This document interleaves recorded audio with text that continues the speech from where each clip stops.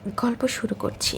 শুরুতে আমার অবস্থানটা বলে নেই। আমি রাজমণি শাখা হোটেলের সামনের ফুটপাতে বসে আছি। সময় সন্ধ্যা, হাতে ঘড়ি নেই বলে নিখুঁত সময় বলতে পারছি না।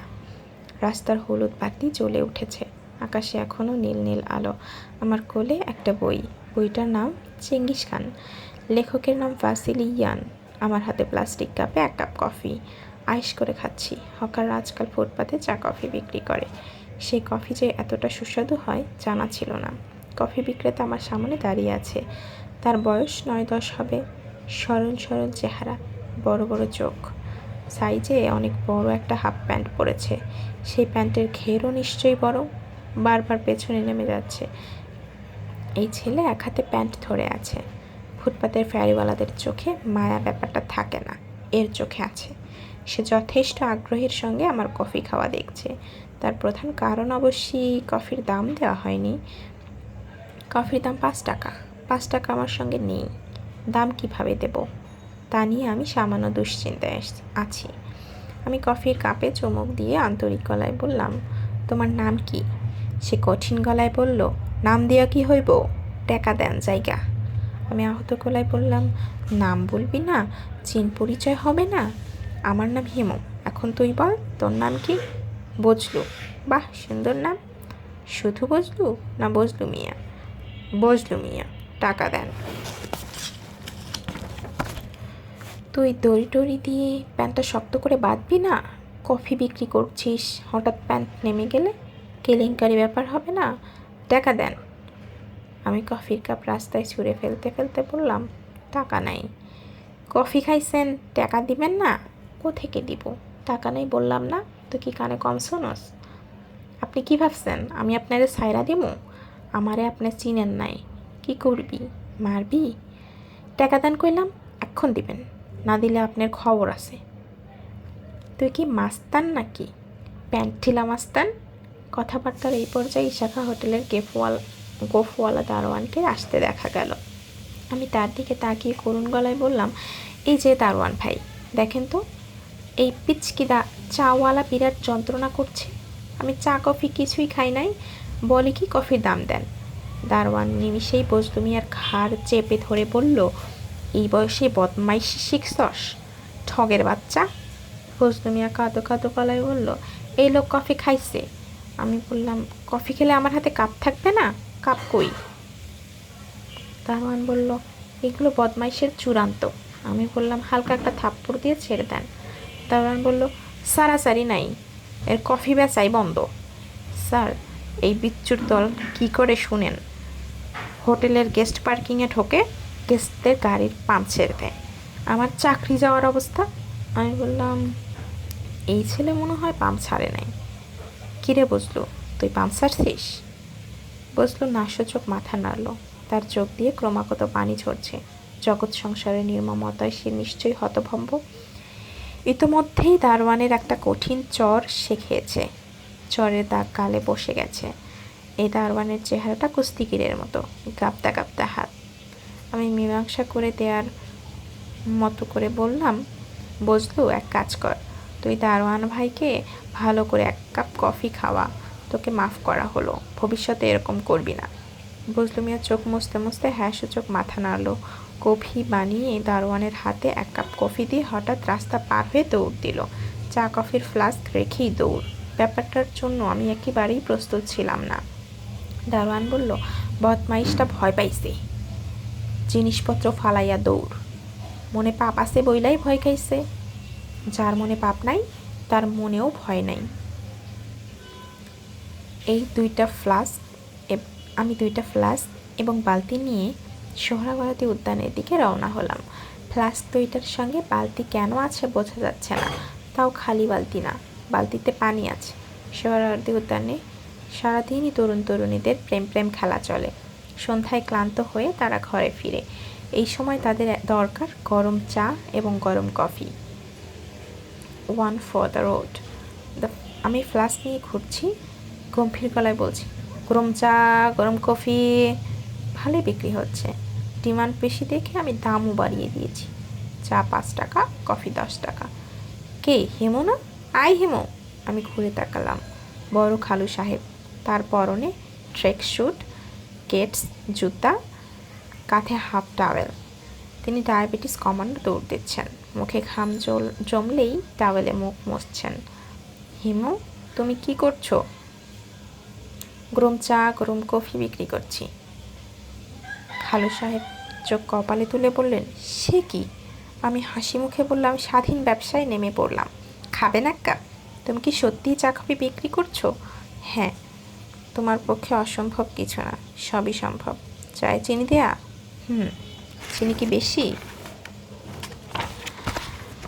প্রিপেয়ার্ড স্ট্যান্ডার্ড চা কফি, সবই পরিমাণ মতো। পছন্দ না হলে মূল্য ফেরত। দাম কত? চা 5, কফি 10। এত দাম দিয়ে চা কফি কে খাবে? সবাই তো খাচ্ছে। খালু সাহেব বেঞ্চের দিকে এগোতে এগোতে বললেন, দে এক কাপ চা খাই। তোমাকে এখানে চা বিক্রি করতে দেখবো, এটা আমার ওয়াইল্ডেস্ট ইমাজিনেশনেও ছিল না। দেখে মজা পেয়েছেন? তোমার চা তো ভালো। Thank you. তোমার খালাকে এই ঘটনা বললে সে বিশ্বাস করবে না। বিশ্বাস না করারই কথা। তোমার কাছে কি সিগারেট আছে? সিগারেট ছাড়া চা খেয়ে কোনো মজা নাই। সিগারেট নেই, এনে দিই? দাও, এনে দাও। চা কফি যখন বিক্রি করছো, সঙ্গে সিগারেটও রাখবে। বুদ্ধি খারাপ না। সিগারেট কি একটা আনবো না এক প্যাকেট? একটা। বাড়িতে সিগারেট খাওয়া পুরোপুরি নিষিদ্ধ। সিগারেট ধরালে তোমার খালা মাতারিদের মতো চিৎকার চেঁচামেচি করে। যতই বয়স বাড়ছে এই মহিলা ততই অসহ্য হয়ে উঠছে। খালু সাহেব বিরক্ত হয়ে থুতু ফেললেন। আমি গেলাম সিগারেটের খোঁজে। সন্ধ্যা অনেকক্ষণ আগেই মিলিয়েছে, তবে আকাশে এখনও আলো আছে। চারদিক অন্ধকার। খালু সাহেব আরাম করে তৃতীয় কাপ চা এবং দ্বিতীয় সিগারেট খাচ্ছেন। তাকে আনন্দিতই মনে হচ্ছে। আমরা বসে আছি পার্কের বেঞ্চে। হিমু, তোমার চায়ে মিষ্টি বেশি হলেও চা ভালো। Thank you. তোমাকে একটা কথা বলা দরকার। তোমার সঙ্গে যে আমার সোহরাওয়ার্দী উদ্যানে দেখা হয়েছে, এটা যেন তোমার খালা না জানে। জানলে কি? সমস্যা আছে। যখনই শুনবে আমি এই জায়গায়, তোমার খালার মাথায় রক্ত উঠে যাবে। কেন? মহিলার ব্রেইন ডিফেক্ট হয়ে গেছে। চূড়ান্ত সন্দেহ বাতিকগ্রস্ত একজন মহিলা। আমার মতো বয়সের একজন পুরুষকে সন্দেহ করার কি আছে? তুমিই বলো। আমার মতো বয়সে একটা পুরুষ এবং নিউ মার্কেট কাঁচা বাজারের ভেজিটেবলসের মধ্যে কোনো তফাৎ নেই। খালা তো জানে আপনি এখানে জগিং করতে আসেন। খালু সাহেব বড় করে নিঃশ্বাস ফেলতে ফেলতে বললেন, জানে না। আমি তাকে বলেছি আমি ধানমন্ডি লেকের চারপাশে ঘোরাঘুরি করি। আমি বললাম, খালু সাহেব, আপনি আরেক কাপ চা খান, আরেকটা সিগারেট ধরান, তারপর ঝেড়ে কাশেন। খুব কাশতে হবে না, ঝেড়ে কাশতে হবে। খালু সাহেব পুরোপুরি ঝেড়ে কাশলেন না। যা বললেন তার সারমর্ম হলো, তিনি একদিন বেকুবের মতো তার স্ত্রীকে বলেছিলেন, সন্ধ্যার পর সোহরাওয়ার্দী উদ্যানে প্রস্টিটিউটদের আনাগোনা শুরু হয়। এদের মধ্যে একটা মেয়ে আছে, সুন্দর মায়াকারা চেহারা, তার নাম আবার ইংরেজিতে ফ্লাওয়ার। খালাই শুনেই ক্ষেপে অস্থির। ওই মেয়ের নাম তুমি জানলে কিভাবে? খালু সাহেব বললেন, দূর থেকে শুনেছি ফ্লাওয়ার নামেই অনেকেই ডাকছে। খালা বললেন, তুমি গেছো দৌড়াতে, তোমার এত শোনাশুনি কি? আর কখনো ওই জায়গায় যাবে না। যদি শুনি তুমি গিয়েছ, তাহলে ঠ্যাং ভেঙে দেব। দৌড়াদৌড়ি জন্মের মতো শেষ। আমি বললাম, আপনি তারপরেও নিয়মিত এই জায়গায় আসছেন? খালু সাহেব বিরক্ত গলায় বললেন, তুমিও দেখি তোমার খালার মতো সন্দেহপ্রবণ। রোজ আসবো কেন? মাঝে মধ্যে ভ্যারিয়েশনের প্রয়োজন হয়। একই জায়গায় রোজ ঘুরতে ভালো লাগে? তুমি 30 দিন 2 বেলা ইলিশ মাছ খেতে পারবে? ফ্লাওয়ারের সঙ্গে আজ কি দেখা হয়েছে? না, গতকাল দেখা হয়েছিল। এই আলাপটা বন্ধ রাখা যায় না? তোমাকে বলাটাই ভুল হয়েছে। খালু সাহেব উঠে পড়লেন। আমি থেকে গেলাম। বজলু মিয়া কোথায় থাকে, কি সমাচার খুঁজে বের করতে হবে। চাওয়ালাদের জিজ্ঞেস করতে হবে। ঠিকানা খুঁজে বের করা খুব কঠিন হবে না, আবার সহজও হবে না। মিস ফ্লাওয়ারের ব্যাপারটাও মাথায় রাখতে হবে। দেখা যদি হয়, এক কাপ ফ্রি কফি। বজলু মিয়ার সন্ধান পাওয়া গেল না, তবে মিস ফ্লাওয়ারের সন্ধান পাওয়া গেল। সে থাকে কারওয়ান বাজারে বস্তিতে, মাছের আড়তের পেছনে কাঠগোলাপের গাছের সঙ্গে লাগোয়া চালা। খুঁজে বের করা নাকি খুবই সহজ। রাত 11টার দিকে মেসে ফেরার পথে র্যাবের হাতে পড়ে গেলাম। বেটে খাটো একজন আমার দিকে এগিয়ে এলো। তার মাথায় কালো ফেটটি নেই, চোখে চশমা। চশমা পরা র্যাব প্রথম দেখছি। র্যাবদের চোখ ভালো, কেউ চশমা পরে না। তারা খালি চোখেই অনেক দূর দেখতে পারে। তোমার নাম কি? স্যার আমার নাম হিমু। তুমি কি করো? ফেরিওয়ালা, চা কফি বিক্রি করি। ফ্লাস্কে কি? একটা ফ্লাস্ক খালি, অন্য ফ্লাস্কে অল্প কিছু কফি আছে, ঠান্ডা হয়ে গেছে। ঠান্ডা কফি খাবেন স্যার? Half price. ফ্লাস্ক খুললে ফ্লাস্কের ভেতরে কি আছে? ফ্লাস্ক খুলে ফ্লাস্কের ভেতরে কি আছে দেখাও। আমি দেখালাম। ফ্লাস্ক উপর করতে হলো। কফির ফ্লাস্ক উপর করতেই কফি পড়ে। বালতিতে কি? পানি। দেখাও। পানিও দেখালাম। তোমার বগলে কি? একটা বই স্যার। কি বই? জঙ্গি বই স্যার, বিরাট বড় এক জঙ্গির জীবন কথা। জঙ্গির নাম চেঙ্গিস খান। নাম শুনেছেন কিনা জানি না। নাম শুনেছেন কিনা জানি না। দেখি বইটা। র্যাবের এই লোক কথাবার্তায় মনে হচ্ছে অফিসার। বই খুঁটিয়ে খুঁটিয়ে দেখলেন। বইটা কার? আমার মামাতো বোনের মেয়ের। মেয়ের নাম মিতু, ফিকারুন্নাসের স্কুলে ক্লাস 8-এ পড়ে। ছাত্রী খারাপ না। স্যার আমি কি এখন যেতে পারি? না, তুমি আমাদের সঙ্গে যাবে। আমি আগ্রহের সঙ্গে জিজ্ঞেস করলাম, স্যার ক্রসফায়ার হবে? অফিসার জবাব দিলেন কিছুক্ষণের মধ্যেই। দিলেন না। কিছুক্ষণের মধ্যেই র্যাবের এক গাড়িতে আমি চড়ে বসলাম। গাড়ি প্রায় উড়ে চলছে। এয়ারপোর্ট রোড ধরে যাচ্ছি, যানবাহন কম। র্যাবের গাড়ি দেখেই মনে হচ্ছে অন্যরা পথ করে দিচ্ছে। পোপো শব্দের অ্যাম্বুলেন্সকেও কেউ এত দ্রুত পথ ছাড়ে না। র্যাবের অফিসার ড্রাইভারের পাশের সিটে বসেছেন। এখন তার চোখে কালো চশমা। রাত 9টায় কালো চশমার মানে অন্য জিনিস। আমি অফিসার স্যারের দিকে তাকিয়ে অতি আদবের সঙ্গে বললাম, স্যার আমার চোখে চোখ বাঁধবেন না? কেউ কোনো জবাব দিল না। পুলিশের সঙ্গে র্যাবের এইটাই মনে হয় তফাৎ। পুলিশ কথা বেশি বলে, র্যাব চুপচাপ। তারা কর্মে বিশ্বাসী। আমার নতুন অবস্থান বর্ণনা করি। আমি হাতলবিহীন কাঠের চেয়ারে বসে আছি।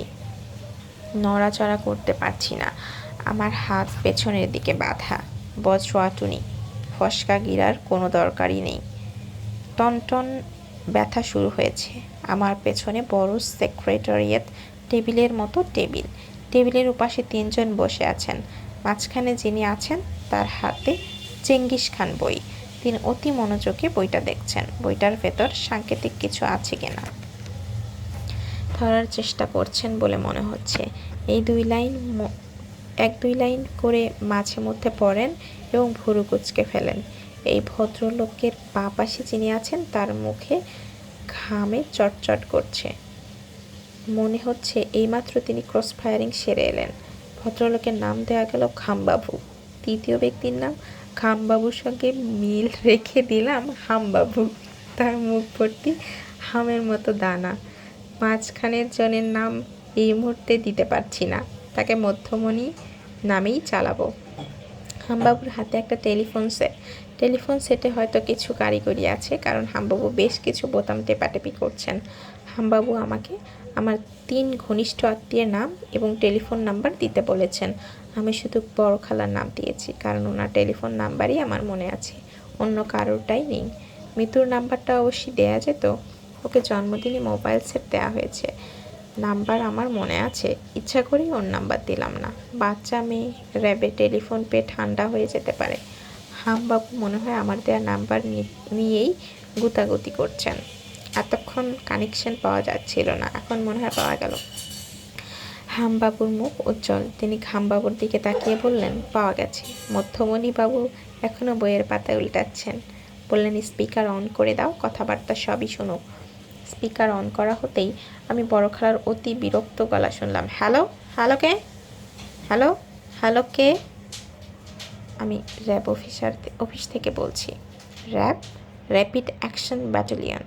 ও আচ্ছা, কি চান? খালা খানিকটা দমে গেছেন, চাপা গলা। কিছু ইনফরমেশন চাই। আমার কাছে আবার কি ইনফরমেশন? খালার স্বর আরও ডাউন হয়ে গেল, প্রায় কাঁদো কাঁদো। হিমু নামে কাউকে চেনেন? সে কি র্যাবের হাতে ধরা পড়েছে?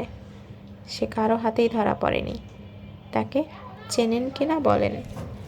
চিনব না কেন? আমি তার খালা, বড় খালা। তার সঙ্গে আপনার শেষ দেখা কবে হয়েছে? 1-1.5 মাস আগে। তাকে আমি বাড়িতে ঢুকতে নিষেধ করেছি। নিষেধের পর আর আসে নাই। নিষেধ করেছেন কেন? তার কাজকর্মের কোনো ঠিক নাই। তার বেতালা কাজকর্ম আমার পছন্দ না। কি বেতালা কাজকর্ম? তার সব কাজকর্মই বেতালা। সে কি বোমাবাজি, সন্ত্রাসী এসব কাজকর্মে যুক্ত? যুক্ত যদি হয় আমি মোটেই আশ্চর্য হব না। তার বিশ্বাস নেই সে যে কোনো কিছু করতে পারে। তার পেশা কি? সে শুধু হাঁটে, তার কোনো পেশা ফেশা নাই। ইদানিং কি সে ফেরিওয়ালা পেশা ধরেছে? চা কফি বিক্রি করছে? অসম্ভব, এইসব সে করবে না। সে কোনো কাজে থাকবে না, অকাজে থাকবে। আমরা যতদূর জানি সে ইদানিং চা কফি ফেরি করে। যদি করে তাহলে বুঝতে হবে তার পেছনে তার কোনো না কোনো উদ্দেশ্য আছে। উদ্দেশ্য ছাড়া সে কিছু করবে না। খারাপ উদ্দেশ্য হতে পারে। আপনাকে ধন্যবাদ। হিমু কথাটা আছে কোথায়? হামবাবু এই প্রশ্নের জবাব দিলেন না। বিজয়ীর ভঙ্গিতে তিনি মধ্যমণি বাবুর দিকে তাকালেন, যেন এইমাত্র ট্রাফালগার স্কয়ার যুদ্ধে তিনি নেপোলিয়নকে পরাজিত করেছেন।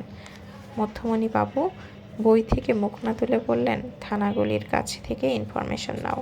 ওদের কাছে কোনো রেকর্ড আছে কিনা দেখো। রেকর্ড থাকার কথা। স্পিকার কি অন থাকবে না অফ করে দেব? অন থাকুক, অসুবিধা নেই। রমনা থানার ওসি সাহেবকে সবার আগে পাওয়া গেল। তিনি বললেন, হিমু আপনাদের হাতে ধরা পড়েছে। হিমালয়?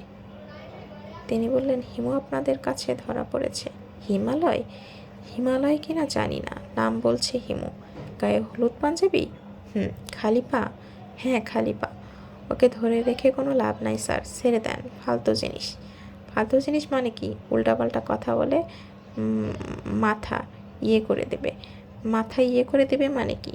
মাথা আওলা করে দেবে। র্যাবের মাথা আওলা করতে পারে এমন জিনিস বাংলাদেশে নাই। অবশ্যই স্যার, অবশ্যই। তার নামে থানায় কি কোনো রেকর্ড আছে? তাকে অনেকবার থানায় ধরে আনা হয়েছে, কিন্তু তার নামে কোনো কেস নাই, জিডি এন্ট্রিও নাই। তার এগেইনস্টে কিছু না থাকলে থানায় তাকে ধরে আনা হয়েছে কেন? আপনারা যে কারণে ধরেছেন আমরাও সেই কারণে ধরেছি। আমরা কী কারণে ধরেছি আপনি জানেন কিভাবে? স্টুপিডের মতো কথা বলবেন না। সরি স্যার, মুখ ফসকে বলে ফেলেছি। ধানমন্ডি থানার ওসিকে অনেক চেষ্টা করেও পাওয়া গেল না, তবে মোহাম্মদপুর থানার ওসিকে পাওয়া গেল। ওসি সাহেব বললেন, স্যার ওকে ধমক দিয়ে ছেড়ে দেন। মধ্যমণি বললেন, হোয়াই? ছেড়ে দিতে হবে কেন? ওসি সাহেব বললেন, পাগল আটকিয়ে লাভ কি? খামবাবু বললেন, সে পাগল? ওসি সাহেব বললেন, ঠিক তাও না, একটু ইয়ে। হামবাবু বললেন, ইয়েটা কি? কিছু না স্যার, এমনি বললাম। তবে তবে কি? একটু চিন্তা করে বলি স্যার। চিন্তা করতে কতক্ষণ লাগবে? এই ধরেন আধ ঘন্টা। মধ্যমণি বললেন, আমি আপনাকে 1 ঘন্টা সময় দিলাম। 1 ঘন্টার মধ্যে তার সম্পর্কে ফুল রিপোর্ট চাই। Yes sir. ঘড়ি ধরে 1 ঘন্টা। টেলিফোন পর্ব শেষ হলো। মধ্যমণি আমার দিকে তাকিয়ে বললেন, আপনি টেলিফোন কনভারসেশন সবই শুনলেন, এখন আপনার বলার কিছু থাকলে বলুন। আমি খানিকটা আহ্লাদ বোধ করলাম। এতক্ষণ তুমি করা হচ্ছিল, এখন আপনিতে প্রমোশন। ভাবভঙ্গি আশা উদ্রেক টাইপ। হয়তো হাতের বাঁধন খুলে দেওয়া হবে, রক্ত চলাচল বন্ধ হওয়ার জোগাড়। চুপ করে আছেন কেন? আপনার নিজের বিষয়ে কিছু বলার থাকলে বলুন। নিজের বিষয়ে আমার কিছু বলার নাই স্যার, তবে আপনারা চাইলে আমি একটা ছড়া বলতে পারি। ছড়া বলবে? হামবাবু হুঙ্কার দিলেন। বলতে দাও। মধ্যমণি ঠান্ডা মোলায়েম গলা। আমি বেশ কায়দা করে ছড়া বললাম। আমার নাম হিমু, এখন আমি একটা ছড়া বলবো। ছড়ার নাম র্যাব। ছেলে ঘুমালো, পাড়া জুড়ালো, র্যাব এলো দেশে। সন্ত্রাসীরা ধান খেয়েছে, খাজনা দেব কিসে? ছড়াটার মানে কি? এটা হলো স্যার ননসেন্স রাইম। ননসেন্স রাইমের মানে হয় না হামটি টামটি সেট অন এ ওয়ালের কি কোনো মানে হয়? খামবাবু বললেন, ফাজলামি ধরনের কথা বলে র্যাবের হাত থেকে পার পাওয়া যায় না, এটা জানো? আমি বললাম, জানি স্যার। উপরে আছেন রব আর নিচে আছেন র্যাব। এতক্ষণে হামবাবুর ধৈর্যচ্যুতি ঘটল।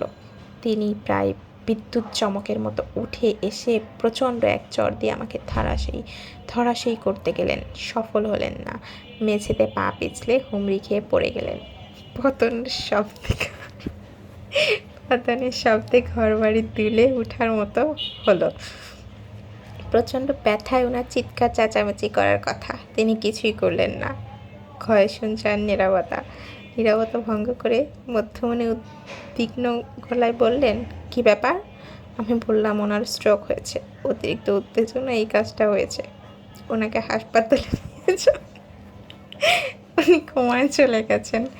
মধ্যমণি বললেন, তোমাকে অ্যাডভাইস দিতে হবে না, তোমাকে শায়েস্তা করা হবে, অপেক্ষা করো। হামবাবুকে নিয়ে ছোটাছুটি শুরু হয়েছে। তার এক ফাঁকে মধ্যমণি কাকে যেন বললেন, আমাকে আঙ্গুল দিয়ে দেখিয়ে এই বদমাইশটাকে আগলে রাখো। আমি বললাম, স্যার রাতে কি ডিনার দেওয়া হবে? রব ডিনারের ব্যবস্থা করেন, র্যাপ করবেন না। রব ডিনারের ব্যবস্থা করেন, র্যাপ করবেন না? মধ্যমণি এমন ভঙ্গিতে তাকালেন যার অর্থ ওয়েট অ্যান্ড সেই। অ্যাম্বুলেন্স চলে এসেছে, হামবাবুকে স্ট্রেচারে তোলা হচ্ছে। অফিসে বিরাট উত্তেজনা। অন্যের উত্তেজনা দেখতে ভালো লাগে, আমার ভালোই লাগছে।